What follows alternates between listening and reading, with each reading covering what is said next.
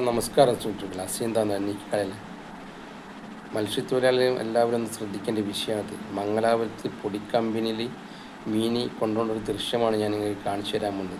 Company വിട്ട് 5 kilometre ദൂരെ തന്നെ വണ്ടി പോകുന്നൊരു ദൃശ്യമാണത്.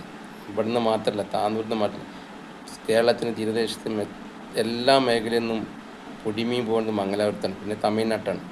അപ്പോൾ ഇതുകൊണ്ടാണ് അമിതമായിട്ട് മീൻ വന്നതുകൊണ്ടാണ് മീനിക്ക് റേറ്റ് കുറഞ്ഞതെന്നാണ് കമ്പനി പറയുന്നത്.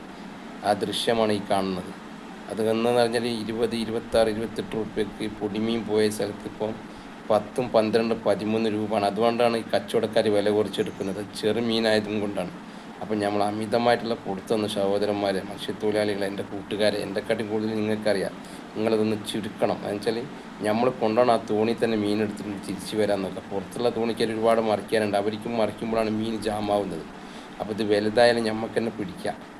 വലിയ മീനെ ഞാൻ കരലക്കാറ്റിക്ക് അടിത്തട്ടിയിൽ ഇത് കമ്പ്യൂട്ടറിൽ ചുവന്ന പുള്ളിയോ ചുവപ്പോ വരോ വന്നു കഴിഞ്ഞാൽ അടിച്ചു കഴിഞ്ഞാൽ 2 പക്കിൽ 2 സൈഡിൽ പോർന്നാൽ തന്നെ നമുക്ക് 10 ലക്ഷം 15 ലക്ഷം റുപ്യേൻ്റെ പണി കിട്ടുന്ന മീനാണിത്.